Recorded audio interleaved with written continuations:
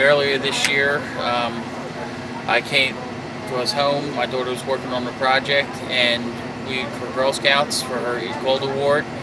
And when they got done, a couple of our friends were over, and they asked if they can shoot the BB guns in the backyard. So they were shooting BB guns, and I saw the time I left to go drop something off at Boy Scouts. Why I ran out to the Boy Scouts, the meeting was canceled. Meanwhile, my daughter had to go to the bathroom, went upstairs, and her so-called boyfriend went inside to use the downstairs bathroom. Apparently, he went upstairs and attacked her and raped her, but because there was no meeting, I came home and I got there in the middle of the rape. Now, I'm disabled. I'm a Persian Gulf vet, and I'm disabled from the war. I heard her upstairs screaming, "Stop, don't, stop." And so I yelled up to him. I was downstairs in my room, and I'm telling him to get out of my house and stuff. I heard him run out of the house and get going. After I heard him slam all the doors in the house, I ran outside, gathered all the guns, and her girlfriends all left.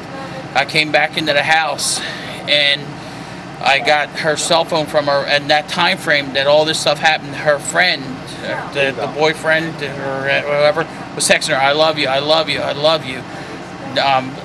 Don't call the police," all this kind of stuff. And I kept on trying to tell her we had to go to the cops. I called my wife, telling her we had to call the cops.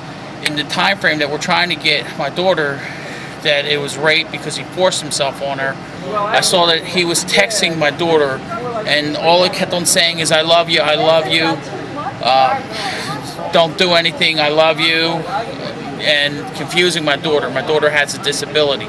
Do you have paperwork from Christiana that... They have it. Who has it? The state police? The state police has it, and then they said they went through, they interviewed her. When she said she had a disability, he held up his hand and goes, "No, disabilities don't count in this issue." And she's trying to say that she has central auditory processing disorder. If you ask her 3 questions, she's only going to answer the 3rd one because she's not going to remember 1 and 2. So at this time, I go into the house, I start trying to call my wife, telling her what goes on, and I'm trying to communicate with my wife. My wife was working at the Boy Scout camp, and so she was down there, which has bad cell zone, and I'm trying to, and then I get a phone call from the kid's father, and I told him that he raped my daughter and that I'm pressing charges. And meanwhile, the house phone's ringing with him calling my daughter, telling her that he loves her, and I'm on the phone with the boy, his father, telling him that we're pressing charges. To be honest with you, I don't know what time the phone call was because I was kind of like distraught because of all the stuff going on.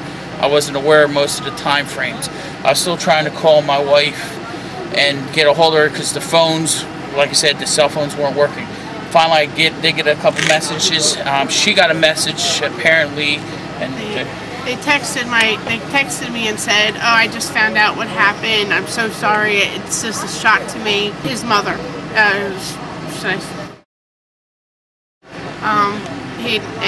his stepfather was, saying, in the background saying, "Don't do anything, we'll talk about it on Saturday," because she was supposed to watch their animals. And we never called the police. The police showed up. I then tried telling them about the rape and stuff. The police told me that it wasn't a rape. He was invited. I kept on trying to explain.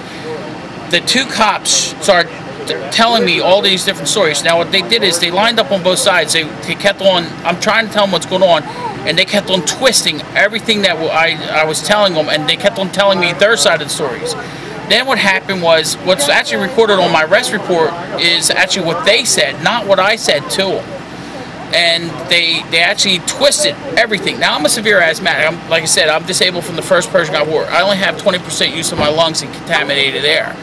And I don't have full use of my right leg. And so the cops start giving me a hard time. Then they dragged my daughter out. They wouldn't let me back in. They wouldn't let me have my medicine, right? They wouldn't allow me to have anything. This is the state police, Troop 9. In Odessa. In Odessa. There's only 1 officer out of the whole group that was even nice to me, right? They then pull my daughter aside after they're twisting everything I said, and then 2 officers pull her aside and start screaming at her on the side of the house. "You wanted it.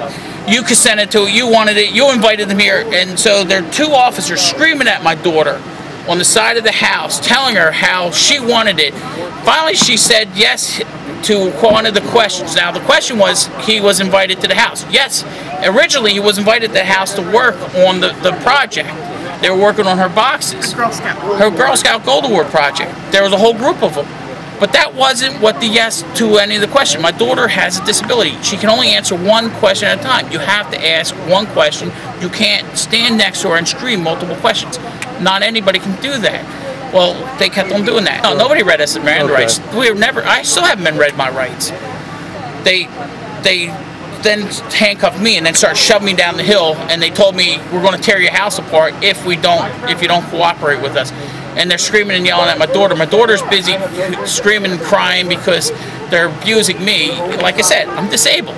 They're shoving me and all kinds of stuff. They're refusing to give me my medicine, and then they're going around to the side of the house. I tried getting my daughter to calm down, then they started screaming and yelling. So they turn around, they go into my house with my daughter, and they take my off-duty weapon, which I had on my bed. And they, meanwhile, shove me in a squad car and take me down to Troop 9. And after that, it's only whatever my wife said. And I was having a severe asthma attack. I was semi-conscious and having trouble breathing and begging for my medicine the whole time, and they refused to give it to me.